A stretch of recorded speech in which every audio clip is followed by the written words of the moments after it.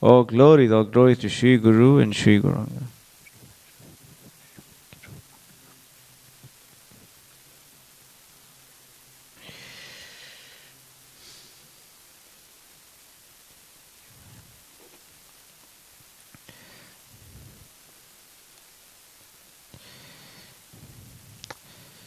Hare Krishna. So today we'll be reading from Srimad Bhagavatam Canto 2, Chapter 6, titled Purusha Shukta Confirmed, verse 30 and 31. I think verse 30 is the one on the board. Okay. For that we recite the invocation.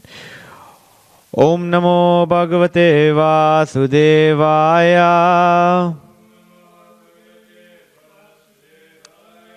Om Namo Bhagavate Vasudevaya.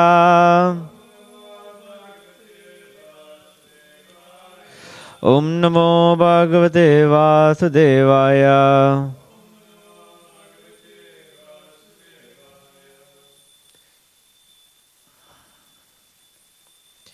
Text 30, 2.6.30, for the ones that are following us on Mayapur TV.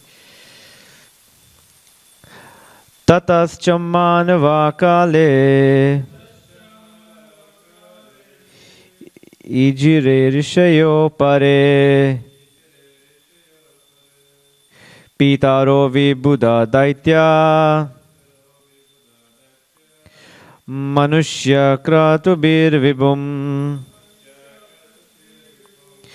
Tatascha manava kale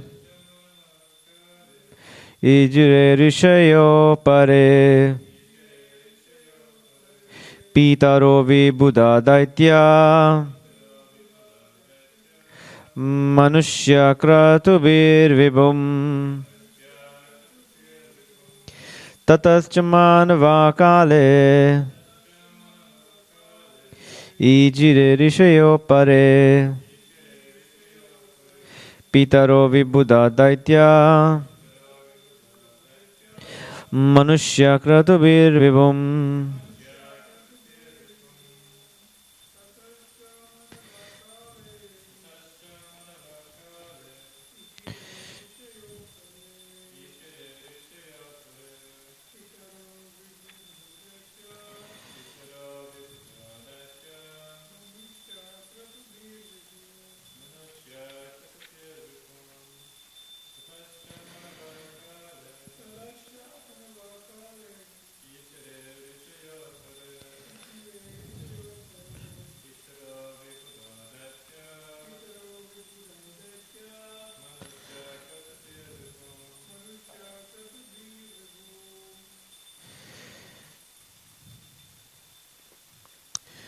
Tata, thereafter. Cha, also. Manava, the Manus, the fathers of mankind. Kale, in due course of time. Ijire, worshipped. Rishaya, great sages. Apare, others. Pitara, the forefathers. Vibhuda, the learned scholars. Daitya, great devotees of the demigods. Manushya, mankind. Kratubhi vibhum, by performance of sacrifices, to please the Supreme Lord. Translation and purport by His Divine Grace Srila A.C. Bhaktivedanta Swami Srila Prabhupada. Srila Prabhupada ki. Thereafter, the Manus, the fathers of mankind, the great sages, the forefathers, the learned scholars, the Daityas, and mankind perform sacrifices meant to please the Supreme Lord. Purport. The Daityas are devotees of the demigods because they want to derive the greatest possible material facilities from them. The devotees of the Lord are ekanishtha, or absolutely attached to the devotional service of the Lord. Therefore, they have practically no time to seek the benefits of material facilities. Because of their realization of their spiritual identity, they are more concerned with spiritual emancipation than with material comforts. So I'll also read the translation and purport to the following verse, which is verse 31. You can just follow along. Translation: all the material manifestations of the universes are therefore situated in his powerful material energies, which he accepts self-sufficiently, although he is eternally without affinity for the material modes. Purport: the question put by Narada before Brahma concerning the sustenance of the material creation is thus answered. Material actions and reactions, as the material scientist can superficially observe, are not basically ultimate truth in regard to creation, maintenance, and destruction.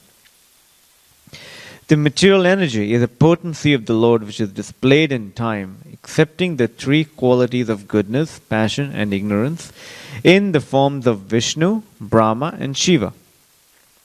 The material energy thus works under the supreme spell of his lordship, although he is always transcendental to all such material activities.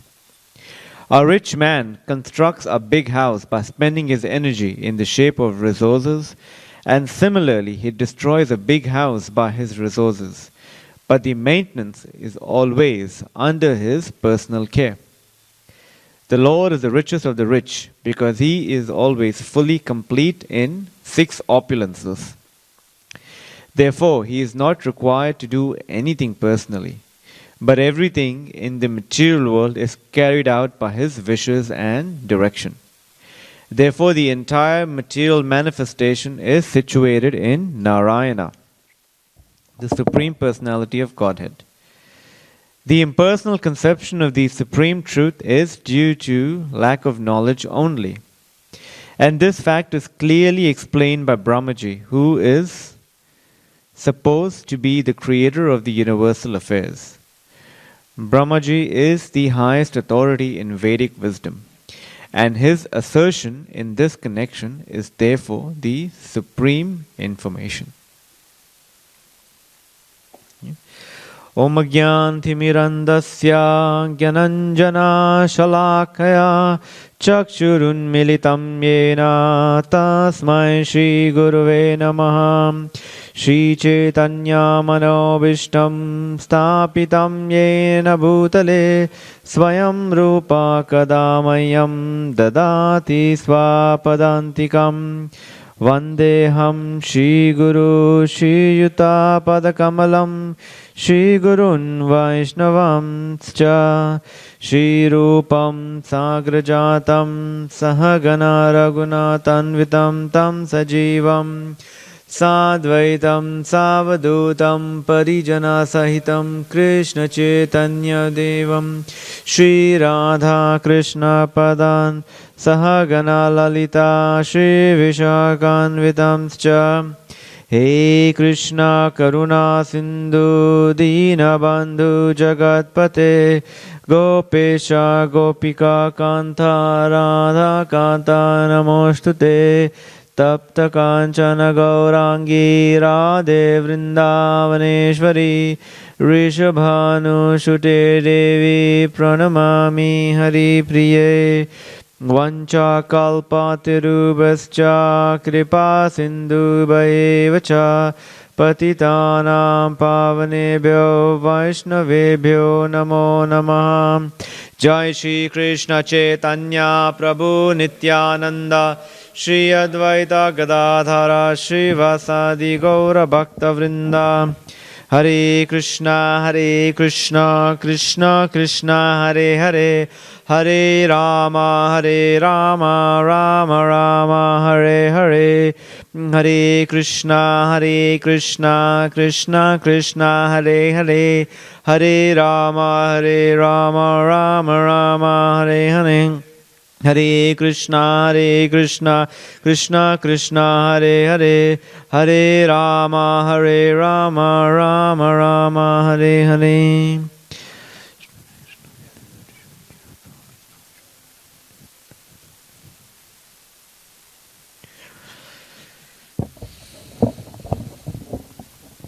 Hare Krishna. I'll read the translation again for verse number 30. Thereafter, the Manus, the fathers of mankind, the great sages, the forefathers, the learned scholars, the Daityas, and mankind performed sacrifices meant to please the Supreme Lord. So in this section of the Bhagavatam, we read that how Brahma asserts to Narada that this whole material universe is creation, or everything that you're seeing around you, how in first Narada was obviously acting as in the guise of a conditioned soul and telling Brahma, that I see no one other than you as the creator of this whole as a maintainer and of this whole material manifestation, because I only see you, so I conclude that it is you who is behind all of this. And then Brahma goes on to then systematically explain that no, son, it's not me, it's someone else other than me. And quite often we see how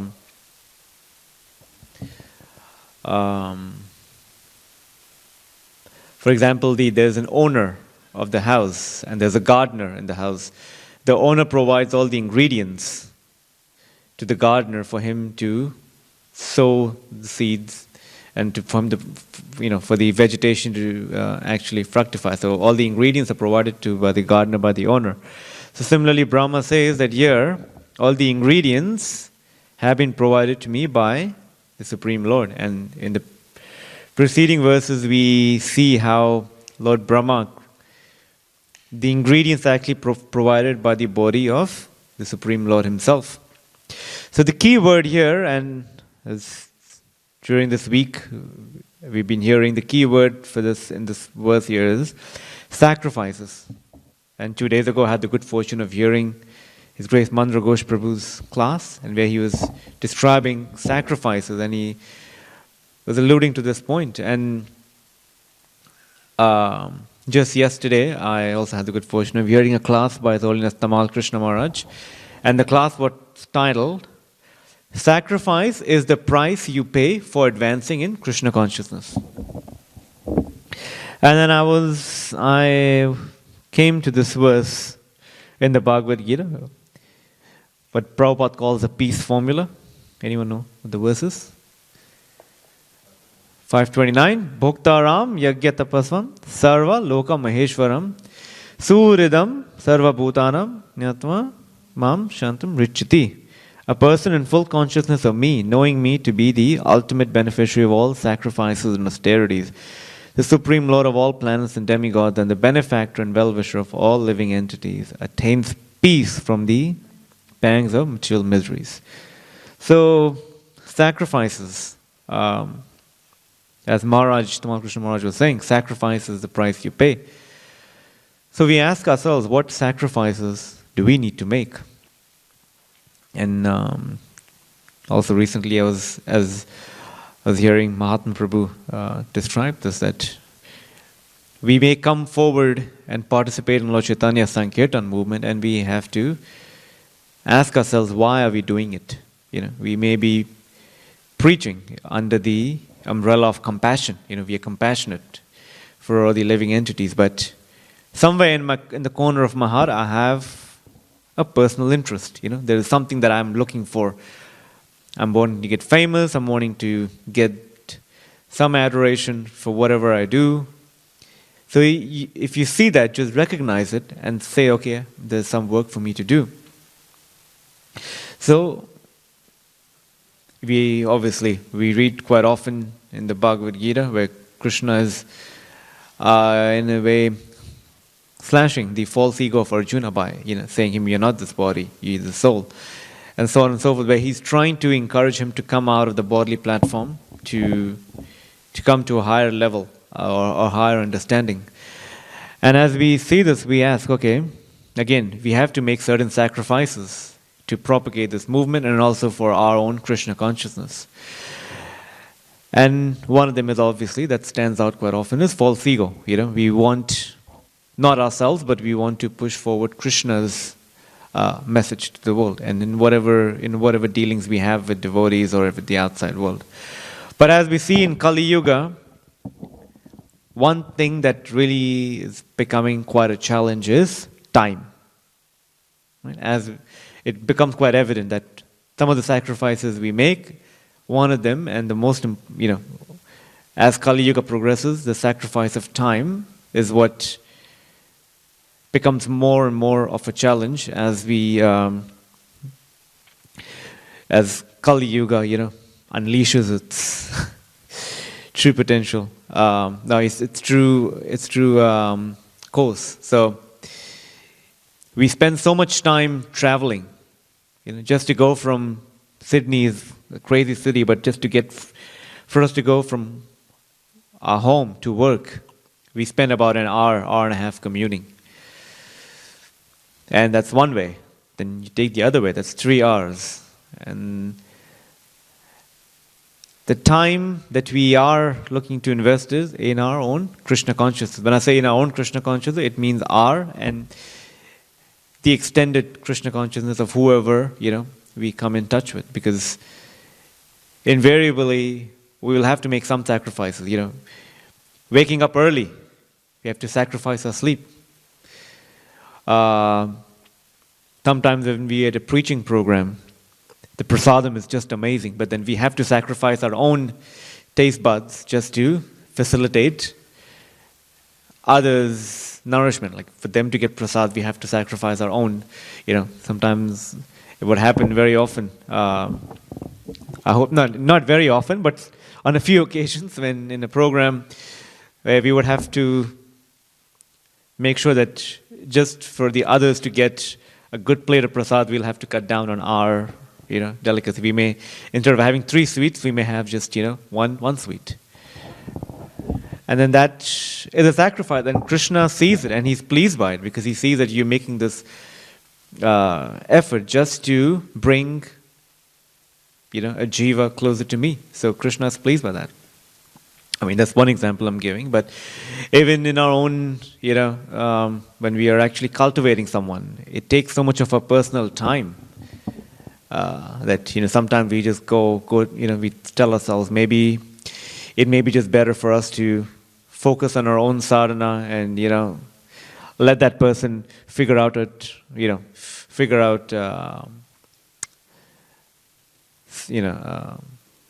his spiritual emancipation on his own. But you see that Krishna is more pleased when we make these sacrifices. Now obviously there's a balance between the two, and we should try to balance the both. But the more we are willing to make these sacrifices, and each of us, the sacrifice of each one of us is different to different degrees. We all in different ashrams, we all have our duties and obligations, and how we adjust them. Because ultimately, the sacrifice that you're making is for our Krishna consciousness, for our advancement in Krishna consciousness. And our advancement also depends on the advancement of others, because we want to build a community where we want loving relationships amongst devotees. And for that, again, there are many sacrifices to be made. So, a lot has been said about sacrifices, but as I read it, I just said, okay, maybe these are some areas in which I really need to introspect and see where is it that I can do more, or where is it that I can actually improve on. So then when I move on to the next verse that I spoke the translation and purport, I'll read the translation again. Again, I'd like to just go back and say, sacrifices. When we speak of sacrifices, who else can we think of other than Srila Prabhupada, who made the sacrifice of leaving Vrindavan at an advanced age and coming to the West. Just recently, we've been watching, or we've been reading the Srila Prabhupada Lilamrita, and as a result of that, we've also been watching Abhay Charan series that was directed by His Holiness Bhakti Charu Maharaj, and we see all the sacrifices he made just for our, you can say, spiritual emancipation. He wanted the world to be introduced to Krishna Bhakti, or he wanted to introduce Krishna Bhakti to all of us, so that we'd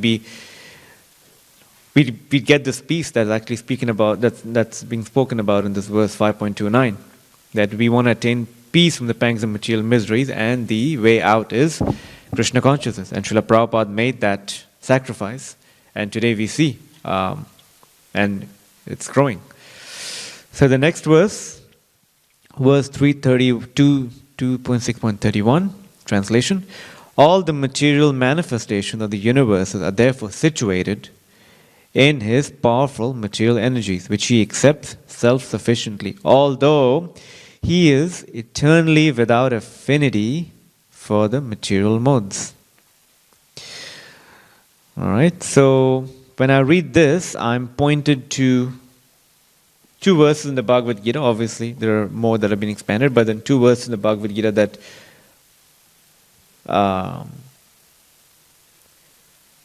speak of a similar theme that's being spoken here. If I go to chapter 9, verse 4 and 5.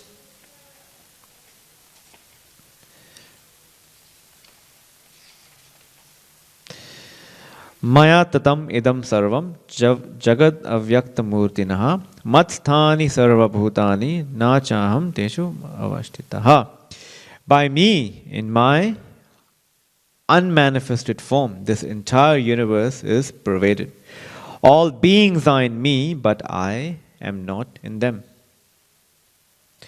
Following verse 5. Na cha masthani bhutani pashyame yogam aishwaram bhuta brinnacha bhutastho mamatma bhuta bhavanaha. And yet everything that is created does not rest in me. Behold my mystic opulence. Although I am the maintainer of all living entities, and although I am everywhere, I am not a part of this cosmic manifestation. For myself is the very source of creation.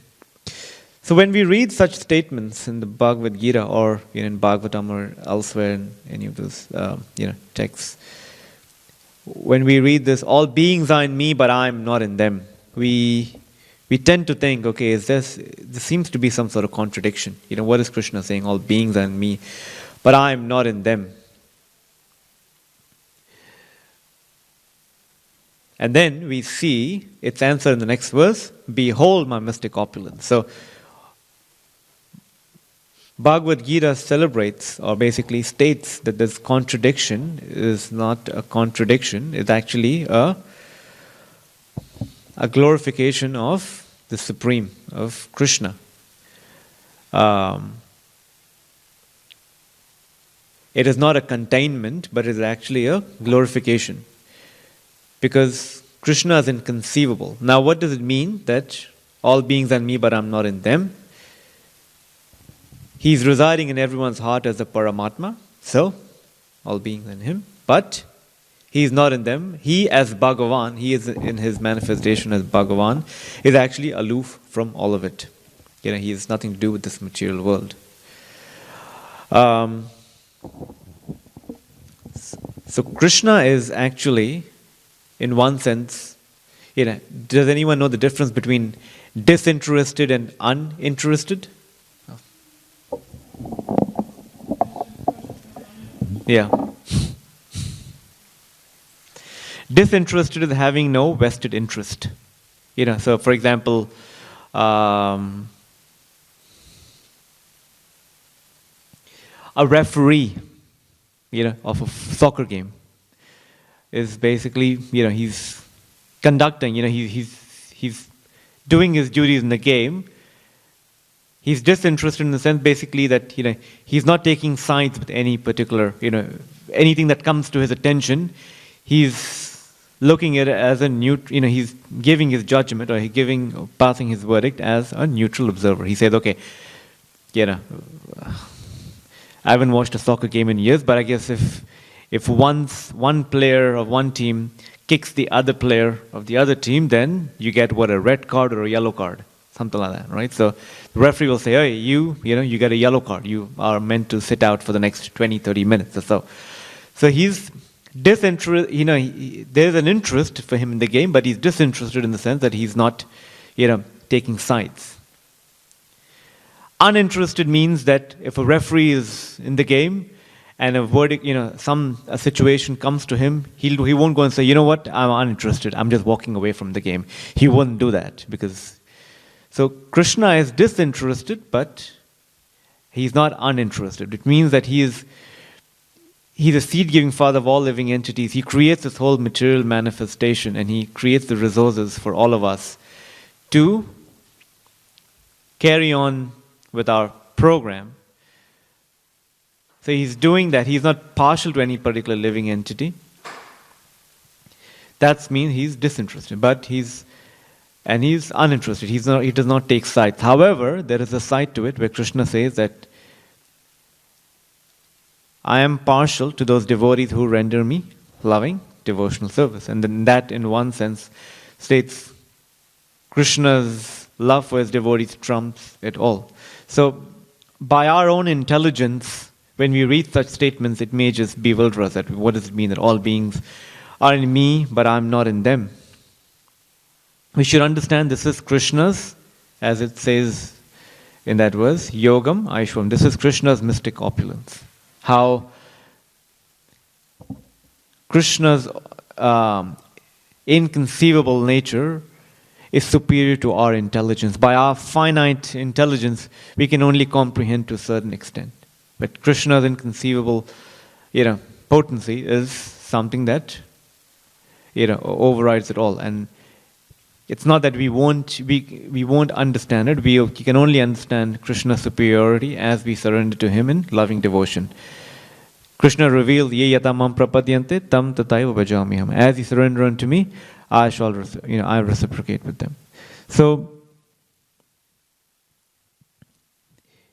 in Bhagavad Gita, quite often, Krishna is trying to, I would say, denounce Arjuna's, or Arjuna is obviously representing the jiva, us, the fruitive mentality of the jiva. All of us, we do something, we perform the activity, and we expect the fruits of the activity. And a lot of times, we say, how does that translate? For example, mother and father, they, by their union, they get a child, and as a matter of fact, they get attached to the child, and so on and so forth. For us, we create something. As we create something, we let's say we take on a particular project, and as we take on the project, we look, we oversee how the project goes from, its very infancy, where it's, just an idea, to where it's taking shape, and we get attached to the project.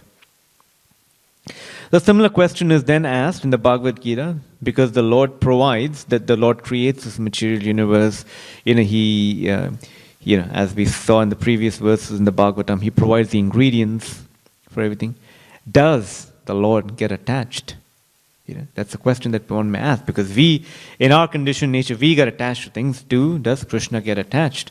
And the answer, Krishna clearly says it here, that He, although I'm the maintainer of all living entities, and although I'm everywhere, I am not a part of this cosmic manifestation. For my very self, for myself is the very source of creation. So again, this is Krishna's mystic opulence, that how He creates everything, how He provides for everything, yet He has nothing to do with this material creation. And similarly, in the same verse that we just read, from verse 31, he is eternally without affinity for the material modes. Quite often when we, I was saying earlier that we do something, for example, I will cook something, and then I'll go around and ask devotees, did you take prasad this morning? And the devotees would be like, yeah, it was so nice. And then I'll say, do you know who cooked? And devotees will be like, oh, no, Prabhu, we don't know who cooked. Oh, me, I was the one who cooked the feast. Oh, Jai, Haribol. Sometimes in our preaching, we come across many favorable devotees or many favorable jivas, and we, try to assist them in whatever capacity to help them develop the seed of devotional service or Krishna consciousness. And quite often we get attached to that particular person. And as we get attached, we tell that person, when you wake up in the morning, before you pay obeisance to Krishna, you should pay obeisances to me. Because I'm the one who brought, because of whom you've gotten the seed of bhakti. So you should wake up thinking of me and then thank Krishna. We may not say that, but that's what we mean. For people to, to truly glorify us. And it's actually an extension of our false ego, that this fruitive mentality takes on that whole aspect that we are the ones that should be glorified. However, you see that Krishna here is not even, Krishna possesses 6 opulences, and out of those 6 opulences, the 6th opulence, which is the opulence of renunciation, for me was quite hard to digest. I just couldn't understand. Okay, I understand name, fame, strength, knowledge, beauty, strength, and then renunciation. I'm like, I would always scratch my head. It's like, how is Krishna, the most renounced? And then once I'd asked this question to Sri Prahlad Prabhu here in the temple itself after a Bhagavatam class. I really find that hard to understand. And Sri Prahlad Prabhu said, well, you have to think, you have to just reflect on this. And he was saying different avatars of Krishna, but then he said one of them, Nrsingadev. You see Nrsingadev, after he killed Hiranyakashipu, he's being glorified by everyone, by all the demigods, by all the different personalities. And he's least bothered.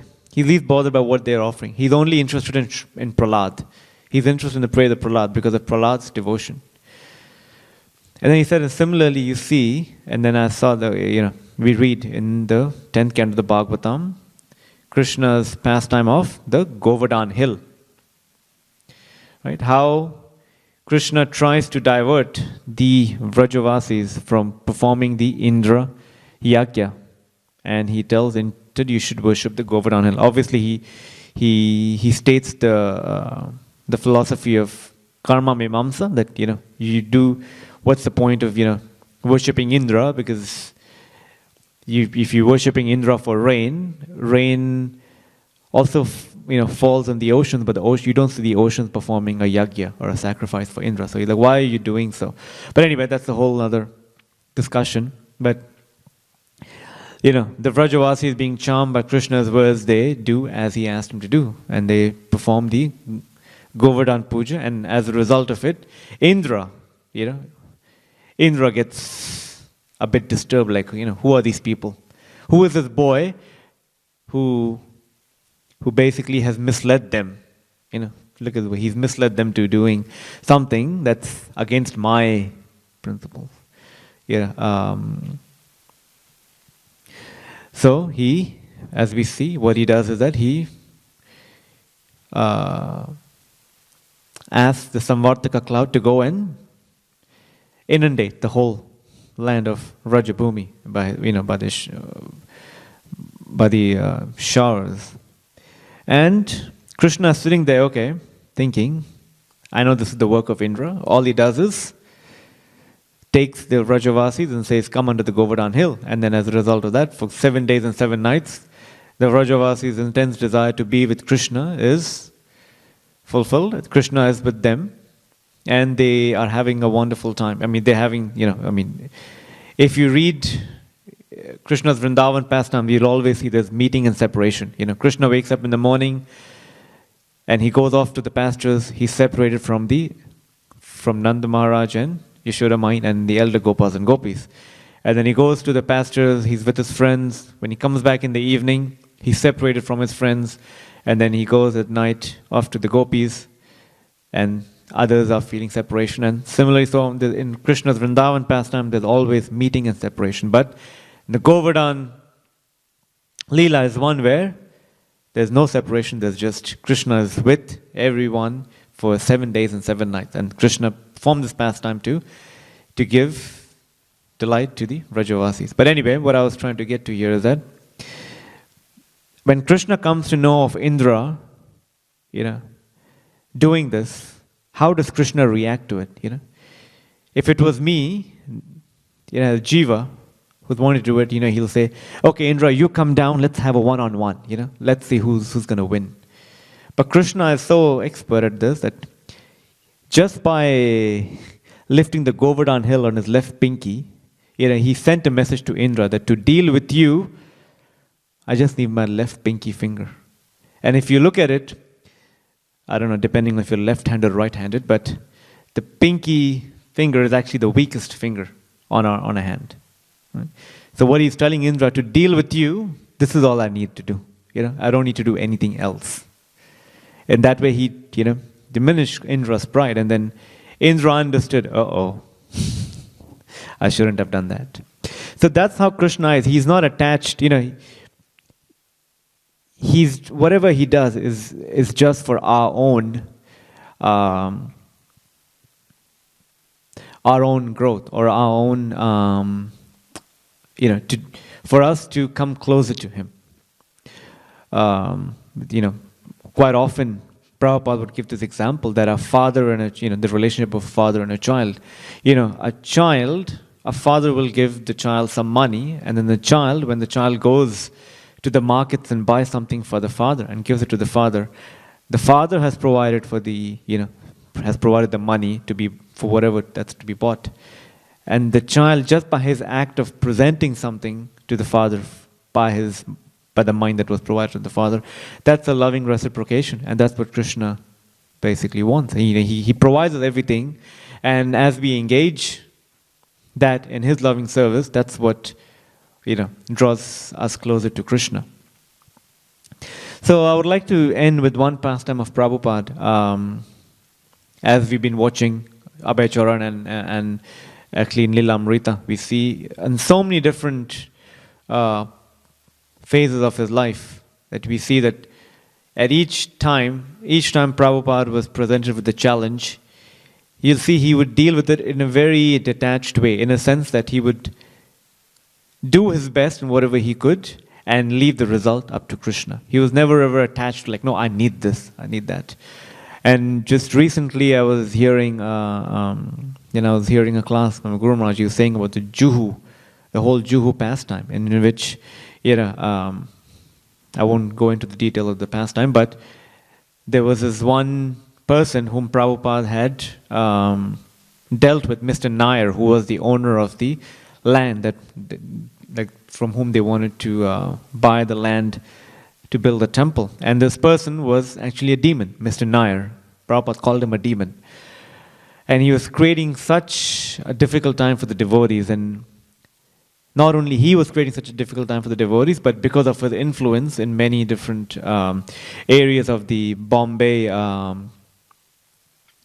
government, anytime the devotees would go to get permits for something, the people would just harass them, harass the devotees. No, go away, come back tomorrow. And devotees were so affected by it that, sometimes they would come back at the end of the day and tell Prabhupada, sorry, we couldn't. Today we worked so hard to get these permits, and, we went to so many different offices, nothing happened.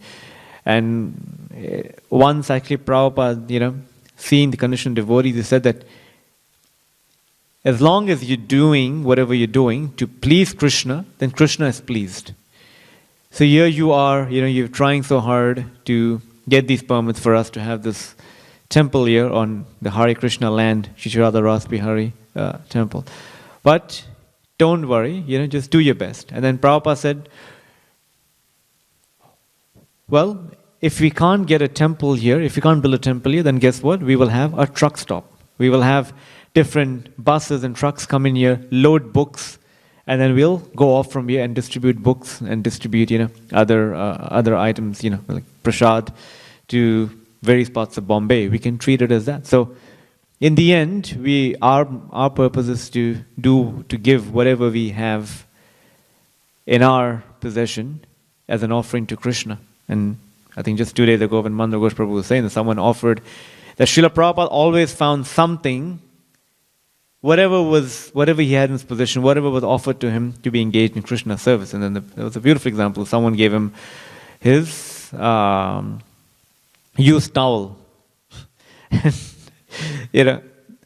Prabhupada found a use for it too. So similarly for us too, when it speaks of sacrifices, we sacrifice by using whatever we have we sacrifice to the use of our intelligence, to the use of our resources, to be engaged in the Sankirtan movement, and that's what pleases Srila Prabhupada and Shri Radha Gopinath. Okay, I am out of time. Anyone have any one question or comment before I end here? Is there a problem?